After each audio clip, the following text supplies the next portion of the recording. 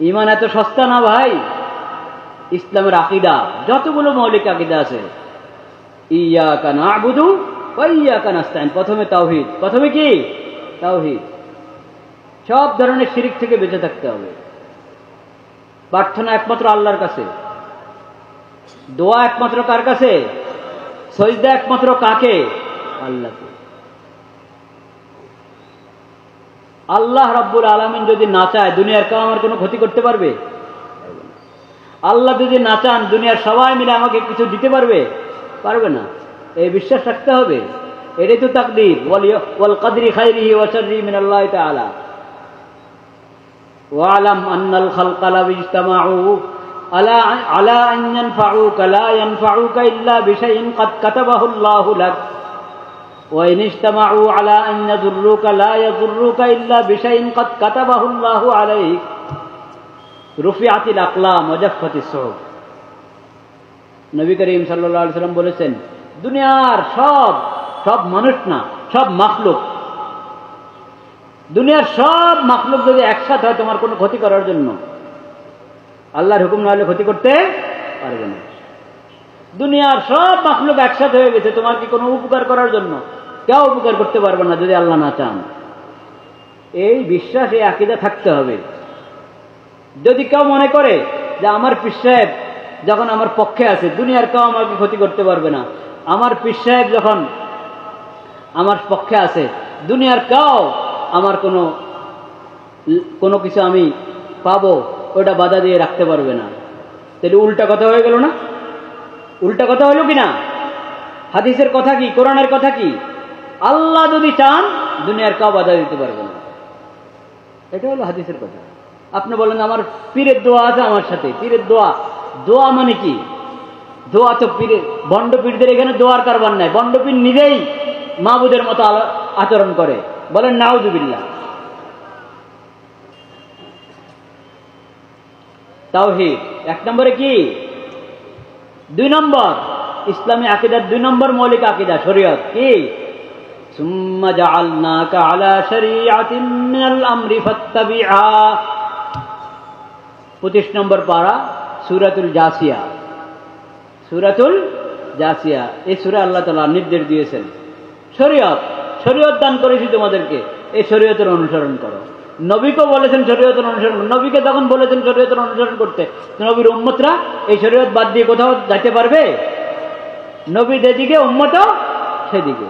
নবীকে বলেছেন, হে নবী আপনাকে আমি শরীয়ত দিয়েছি, আপনি এই শরীয়তের অনুসরণ করেন।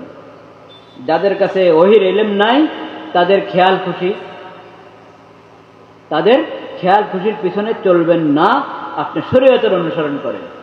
কাজেই আল্লাহর দেওয়া শরীয়তের কোনো একটা বিধান যদি কেউ অস্বীকার করে, মনে করো যে এই শরীয়ত আমার জন্য না, আমি তো বিশেষ মানুষ, আমার জন্য ভিন্ন।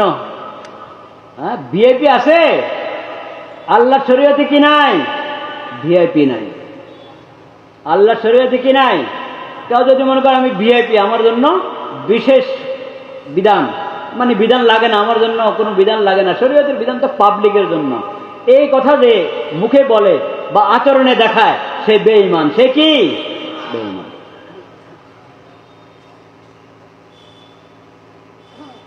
এক নম্বর তাওহীদ, 2 নম্বর কি? শরীয়ত। 2 নম্বর কি? 3 নম্বর সাবিলুল মুমিনিন। ওমান ইউশাকিকির রাসূলা মিন বা'দি মা তাবায়্যানা লাহুল হুদা ওয়া ইয়াত্তাবি' গায়রা সাবিলিল মুমিনিন নুওয়াল্লিহি মা তাওয়াল্লা ওয়া নুসলিহি জাহান্নাম ওয়া সাআত মাসীরা। আল্লাহর রাসূল হযরত মুহাম্মদ মুস্তাফা সাল্লাল্লাহু আলাইহি সাল্লামের বিরুদ্ধাচরণ যারা করে, রাসূলের কথা মানে না, রাসূলের হাদিস মানে না, রাসূলের সুন্নাত মানে না, আল্লাহ রাসূলকে যে শরীয়ত দান করেছেন সে শরীয়ত মানে না, এদের সবার ঠিকানা কোথায়? জাহান্নাম। এদের ঠিকানা কোথায়? জাহান্নাম। আর কাদের ঠিকানা? জাহান্নাম। ওয়ায়াত্তাবি গায়রা সাবিলিল মুমিনিন, সকল মুমিন একদিকে, সে আরেক দিকে। সকল মুসলিম উম্মত একদিকে, সকল মুসলমান একদিকে, সে আরেক দিকে। তার ঠিকানা কোথায়? জাহান্নাম। সূরাতুন নিসা, কোরআন মাজিদের সূরাতুন নিসা 1 নম্বর সূরা, সূরা ফাতিহা। 2 নম্বর সূরা বাকারা, 3 নম্বর সূরা আলে ইমরান, 4 নম্বর সূরা আন-নিসা। কোরআন মজিদের 4 নম্বর সূরার 115 নম্বর আয়াত। বলেন, কোরআন মজিদের 4 নম্বর সূরার 115 নম্বর আয়াত। যে আয়াত আমি পড়লাম, এই আয়াত আল্লাহ বলেছেন যে রসুলকে মানে না তার ঠিকানা জাহান্নাম। যে সকল মুমিনের রাস্তা বাদ দিয়ে অন্য রাস্তা হাঁটে তার ঠিকানা কোথায়? জাহান্নাম। অনেক গুরুত্বপূর্ণ কথা শোনা যাচ্ছে, পিছনে কথা শোনা যাচ্ছে, একবারে পিছনে বলেন শোনা যাচ্ছে?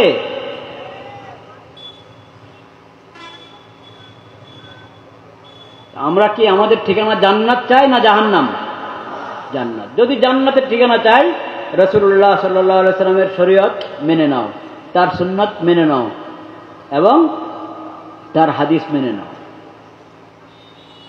যদি চাও জান্নাত, জাহান্নাম থেকে বাঁচতে চাও, তাহলে মুমিনদের সঙ্গে থাকো, মুমিনদের সঙ্গে থাকো, মুমিনদের রাস্তা বাদ দিয়ে অন্য রাস্তা হাঁটবা না। কেমন মুমিনদের রাস্তা বাদ দিয়ে অন্য রাস্তা হাঁটা? এটা কেমন? এটা বুঝতে হবে কি না? বুঝতে হবে। দেখেন, নামাজ কয় ওয়াক্ত ফরজ? নামাজ কয় ওয়াক্ত?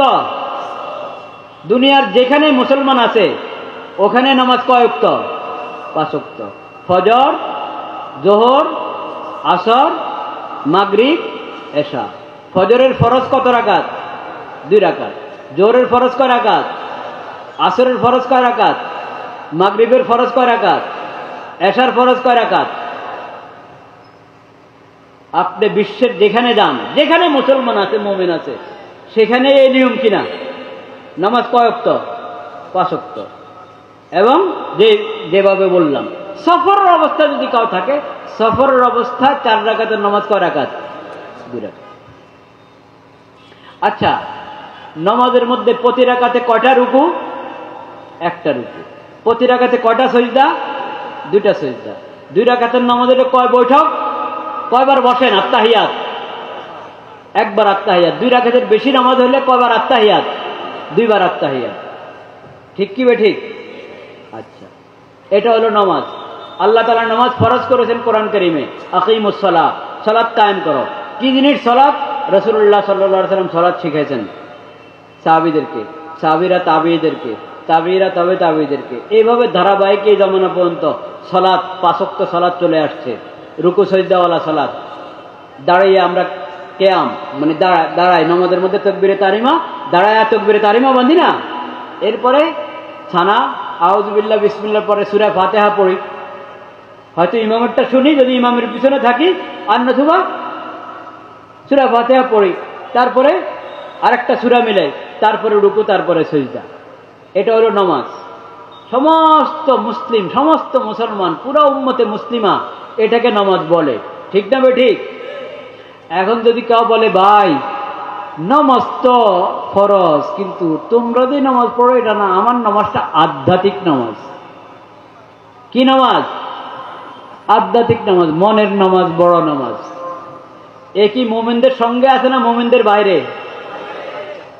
মুমিনদের সঙ্গে যেহেতু নাই, ওর ঠিকানা কি? মুমিনদের ঠিকানা জান্নাত, ওর ঠিকানা কি? জাহান্নাম। এই হলো মুমিনদের থেকে আলাদা হওয়া। এই হলো মুমিনদের থেকে কি হওয়া? আলাদা হওয়া। তার নামাজ বলে মনের নামাজ। মুমিনদের নামাজ হলো রুকু সিজদাওয়ালা নামাজ, ওর নামাজ বলে মনের নামাজ। তাহলে মুমিনদের থেকে সে আলাদা হয়ে গেল, সে বেঈমান। সে কি? বেঈমান। হজ, হজ কোন জায়গার হয়? আল্লাহর ঘর, আল্লাহর ঘর বাইতুল্লাহ শরীফ। ওখানে গিয়ে ইহরাম বেঁধে ওখানে গিয়ে বাইতুল্লাহর তওয়াফ করতে হয়। তওয়াফ একমাত্র আল্লাহর ঘরের হবে, আল্লাহর ইবাদতের জন্য আল্লাহর ঘরের তওয়াফ। অন্য কোনো কবর, মাজার, অন্য কোনো আস্তানার যদি কেউ তওয়াফ করে, ঈমান থাকবে? থাকবে। কোনো কবরের, কোনো মাজারের, কোনো আস্তানার, কোনো দরবারের কেউ যদি তওয়াফ করে, তার কি থাকবে না? ঈমান থাকবে না। তাওহীদ শেষ। তওয়াফ একমাত্র আল্লাহর ঘরের হবে, আল্লাহর ইবাদত হিসাবে। হজ নির্দিষ্ট জায়গায়। এরপর আপনি আরাফায় যাবেন, মিনা যাবেন, ওখানে যে যে আমল আছে সে আমল করলে এটার নাম কি হবে? হজ হবে। এটার নাম কি? হজ। এখন কেউ যদি বলে যে হজ তো বাইতুল্লাহর তওয়াফ করলে এটা হজ হয়, এখন আমার পিসাব তো এরকম, বাইতুল্লাহ এসে পিসাবের তওয়াফ করে, বলেন নাউজুবিল্লাহ। বাইতুল্লাহ বলে পিসাবের তওয়াফ করে, এর ঈমান আছে? মুসলমানরা জানে হজ হলো মক্কা শরীফ গিয়ে বাইতুল্লাহর তওয়াফ করবে, মিনা আরাফাতে হাজিরা দিবে, এটার নাম হজ। এ বলে হজ হলো আমার পীরের দরবারে আসো, এটার নামে হজ। এই মুমিনদের থেকে আলাদা কিনা? আপনাদের দেশে এরকম ভণ্ডপীর আছে তো? আপনারা তো আমার দিকে তাকিয়ে আছেন দেখি, হুজুর কি বলে এগুলা? আপনাদের এই দেশে এরকম ভণ্ডপীর আছে? বাংলাদেশের মধ্যে এরকম ভণ্ডপীর আছে, জিন্দিগি তো হজে যায় নাই।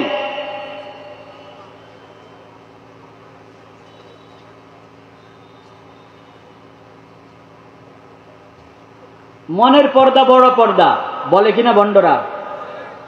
বলে কিনা? পর্দার বিধান আল্লাহ তাআলা দিয়েছেন, এটা মনের পর্দা না বাস্তব পর্দা? বাস্তবে যেটাকে পর্দা বলে সেই পর্দা ফরজ। পুরুষের জন্য পর্দা ফরজ, যে কোনো মহিলার সামনে যাইতে পারবে না। মহিলার জন্য পর্দা ফরজ, ফরজ, যে কোনো পুরুষের সামনে যাইতে পারবে না। এখন এই লোক বলে মনের পর্দা বড় পর্দা, মনের পর্দা বড় পর্দা। এর ঈমান আছে? ঈমান নেই। মুমিনরা একদিকে, সে আরেকদিকে। ইসলামের সমস্ত বিধান সাহাবায়ে কেরামের জমানা থেকে মুমিনদের কাছে যেভাবে আছে ওইভাবে ওই বিধানকে মেনে নেওয়ার নাম ঈমান। মুমিনরা যেভাবে ওই বিধানকে মানে, ওটা বাদ দিয়ে আপনি নিজের থেকে আরেক ব্যাখ্যা দাঁড় করাবেন, আরেক ব্যাখ্যা দাঁড় করা যদি আপনি 100 বার বলেন যে আমি মানি মানি মানি, আপনার এই মানার কোনো দাম নাই, আল্লাহর কাছে এই মানার কোনো গ্রহণযোগ্যতা নাই। কারণ আপনি মুমিনদের সাহাবায়ে কেরাম থেকে যাদেরকে রাসূলুল্লাহ শিখাইয়া গেছেন দ্বীন, ঈমান, শরীয়ত, শরীয়তের সব বিধান, ওই থেকে যেটা চলে আসছে ওটার বাইরে আপনি আরেকটা আবিষ্কার করতেছেন। আপনার এই আবিষ্কারটাই প্রমাণ করে যে আপনার আল্লাহর প্রতি বিশ্বাস নাই, আল্লাহর নবীর প্রতি বিশ্বাস নাই, এবং পুরা উম্মত থেকে আপনি বিচ্ছিন্ন হয়ে আলাদা রাস্তা অবলম্বন করছেন। আল্লাহ বলেন নুয়াল্লিহি মা তাওয়াল্লা, তুই আলাদা গেছ, তোর ঠিকানাও আলাদা। সবাই যাবে জান্নাতে, তুই যাবি জাহান্নামে। ومن يشاقق الرسول من بعد ما تبين له الهدى ويتبع غير سبيل المؤمنين نوله ما تولى ونصله جهنم وساءت مصيرا। কাছে দাঁড়ায় আছে আপনাদের, আপনাদের কাছে দাঁড়ায় আছে ভাই।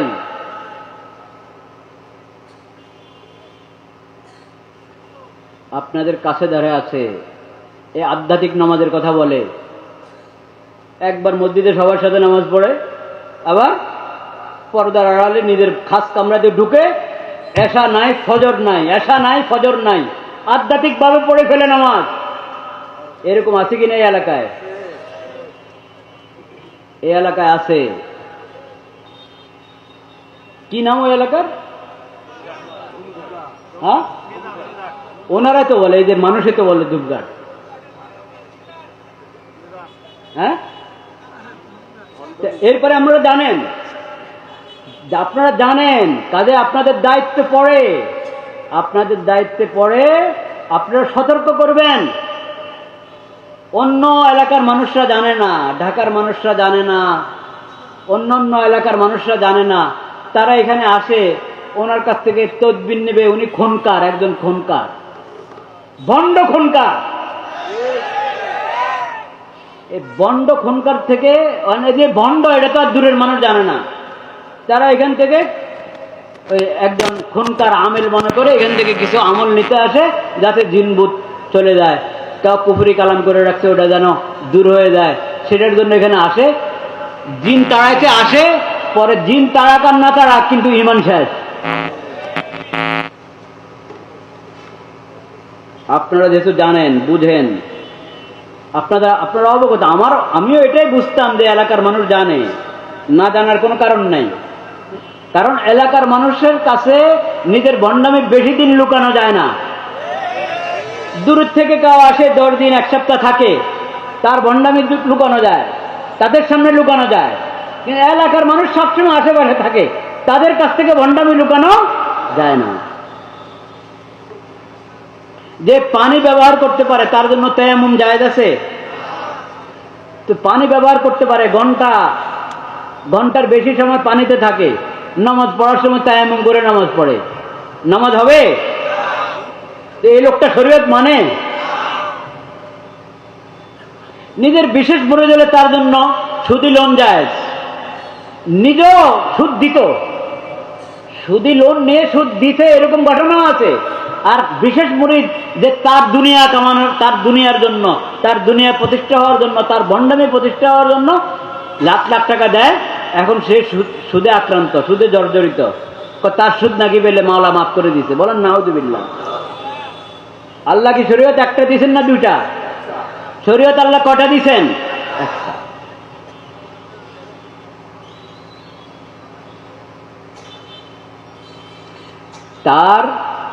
তার মিথ্যা আকীদা, কুফরি বিশ্বাস এখানে শেষ না, অনেক কঠিন কঠিন কুফরি বিশ্বাস তার কাছে আছে। কিন্তু আমি শুধু দুইটা বললাম আপনাদেরকে, দুইটা। নিজের জন্য আলাদা শরীয়ত দাবি করা, নিজের জন্য আলাদা শরীয়ত দাবি করা, নিজের বিশেষ লোকদের জন্য আলাদা শরীয়ত দাবি করা, আধ্যাত্মিকভাবে নামাজ পড়ে ফেলা, এই সমস্ত কুফরি মতবাদ যার মধ্যে আছে সে ঈমান হারা। সে কি? ঈমান হারা। শুনেন, একবারে তথ্য আপনাকে তাদের বই থেকে দিই।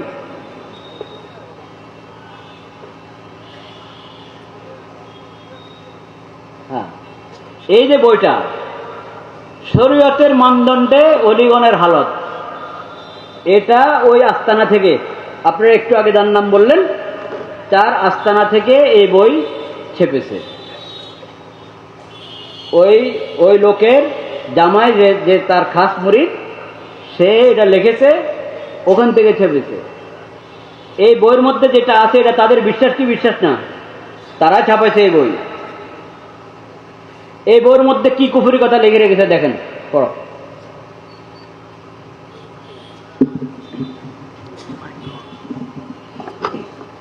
খেয়াল করে শুনবেন। 105 নম্বর পৃষ্ঠা। এটাই হলো জজবার হালত, বিষয়টি ভালো করে বোঝা দরকার। এই ধরনের হালতে বান্দা হুকুম আহকামের ঊর্ধ্বে উঠে যায় এবং তার ক্ষেত্রে কোনো কলম চলে না। নাউযুবিল্লাহ বলেন। এটাই হলো জজবার হালত, বিষয়টি ভালো করে বোঝা দরকার। এই ধরনের হালতে বান্দা হুকুম আহকামের ঊর্ধ্বে উঠে যায় এবং তার ক্ষেত্রে কোনো কলম চলে না। বলেন নাউযুবিল্লাহ। আল্লাহর কোন বান্দা এরকম আছে যে আল্লাহর বিধানের উপরে উঠে যায়? তো ও নাকি বিধানের উপরে উঠে যায়, আল্লাহর হুকুম আহকামের উপরে উঠে যায়, তার ব্যাপারে নাকি কোনো কলম চলে না। বলেন নাউযুবিল্লাহ। তাহলে বোঝা গেল আল্লাহর দেওয়া শরীয়ত। আমরা ঈমানের মধ্যে প্রথম কথাই বললাম, ওয়াকাবিলতু জামিআ আহকামিহি, আল্লাহ সমস্ত হুকুম আমি গ্রহণ করে নিলাম। সে বলে হুকুমের ঊর্ধ্বে, সে নাকি হুকুমের ঊর্ধ্বে। যে নিজেকে আল্লাহর শরীয়তের হুকুমের ঊর্ধ্বে মনে করে, তার কি ঈমান থাকে?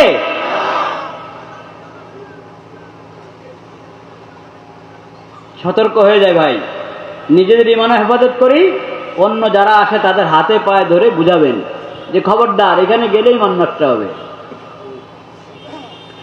আর যার ঈমানে ঠিক নাই, উপর দিয়ে দেখাচ্ছে বড় পীর সাহেব, ভিতরে হলো আল্লাহ শরীয়তের বিদ্রোহী, আল্লাহ শরীয়তে মানে না, নিজেকে আল্লাহ শরীয়তের বিধানের ঊর্ধ্বে মনে করে, এমন লোককে কোনো মসজিদের ইমাম বানানো যাবে? তার পিছনে নামাজ পড়া যাবে? তাকে কোনো মাদ্রাসার মুহতামিম এবং দায়িত্বশীল বানানো যাবে? তাকে কোনো খানকাতে বসে পীর হিসাবে মানুষকে মুরিদ করানোর সুযোগ দেওয়া যাবে? আল্লাহ তাআলা আমাদেরকে হেদায়েত নসিব করে। হুঁশিয়ার ভাইয়েরা আমার, আকীদা বহুত গুরুত্বপূর্ণ জিনিস, আকীদা অনেক গুরুত্বপূর্ণ জিনিস। কি বললাম? 1 নম্বরে তাওহীদ, 2 নম্বর শরীয়ত, 3 নম্বর মুমিনদের রাস্তা, মুমিনদের রাস্তা। ওয়ায়াত্তাবি গায়রা সাবিলিল মুমিনিন, সকল মুমিন একদিকে, তুমি আরেক ব্যাখ্যা দাঁড় করাতেছ, নতুন নতুন কথা বলতেছ। সব মুমিন শরীয়ত জানে একটা, তুমি শরীয়তের সেই বিধানের নাম ধরে বলো আরেকটা। আল্লাহ বলছেন তোমার ঠিকানা কোথায়? জাহান্নাম। মুক্তি একমাত্র ইসলামের পথে। একমাত্র কিসের পথে? ইসলাম। ইসলাম ছাড়া কোনো ধর্ম আল্লাহর কাছে গ্রহণযোগ্য? হ্যাঁ, ইন্নাদ-দীনা ইনদাল্লাহিল ইসলাম। আল্লাহর কাছে একমাত্র দিন কি? ইসলাম। ইসলাম ছাড়া কোনো ধর্ম আল্লাহ গ্রহণ করেন না। থাকার, জিন্দা থাকার সুযোগ দিয়েছেন আল্লাহ সবাইকে। কি বলেন, হিন্দু কি, খ্রিস্টান কি, কোন ধর্মের যত মিথ্যা ধর্ম আছে, সব মিথ্যা ধর্মের লোকরা আল্লাহর জমিনে থাকবে, খাবে। আল্লাহ বলে মানা নাই, থাকো থাকো।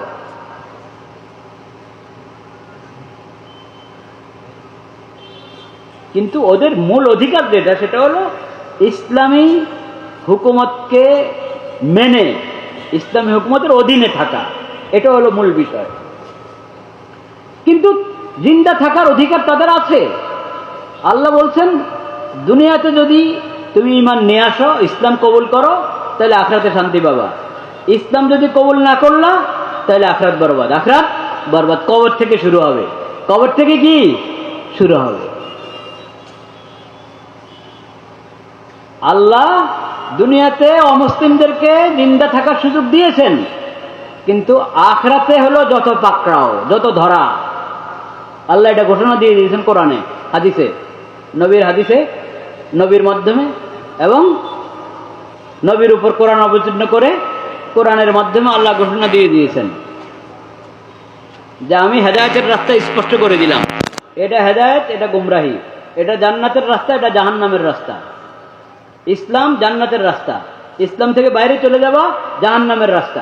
বলে দিয়েছেন আল্লাহ সবকিছু। যদি মানলা আলহামদুলিল্লাহ, শান্তি পাবে আখিরাতে। যদি না মানলা, দুনিয়াতে যেমন তেমন, কিন্তু কবর থেকে ধরা। কবর থেকে কি ধরা? ইন্নাদ-দীনা ইনদাল্লাহিল ইসলাম।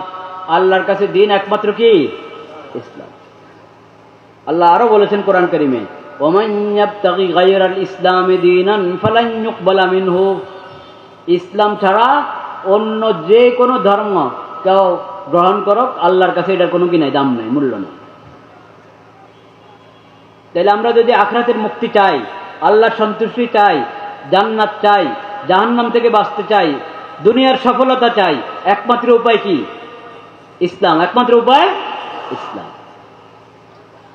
এখন যারা বলে ইসলাম ছাড়াও চলবে, অন্য যে কোনো ধর্মের অনুসারী হয়েও নাজাত পাওয়া যায়, ওদের কথা কি কোরআনের কথা না কোরআন বিরোধী কথা? ওদের কথা কি ইসলামের কথা না ইসলাম বিরোধী কথা? এরকম কথা বলে এই দেশে মুসলমান নামদারি, নাম মুসলমান, কিন্তু এরকম কুফরি কথা বলে, আছে কি নাই? আছে। হিজবুত তাওহীদ বলে। কে বলে?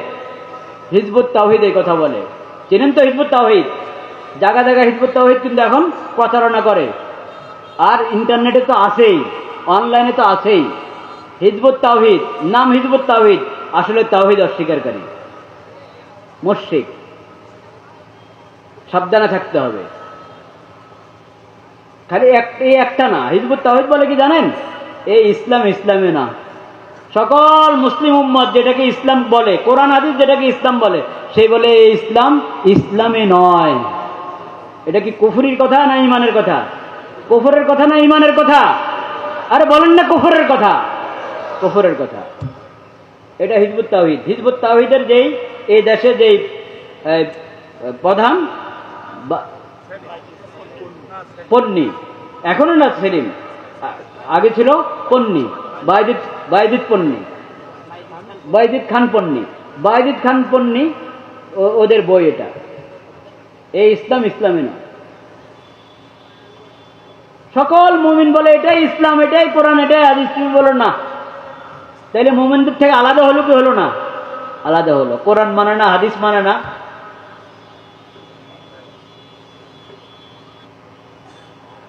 হিজবুত তাওহীদের ডাকে সাড়া দেওয়া যাবে না।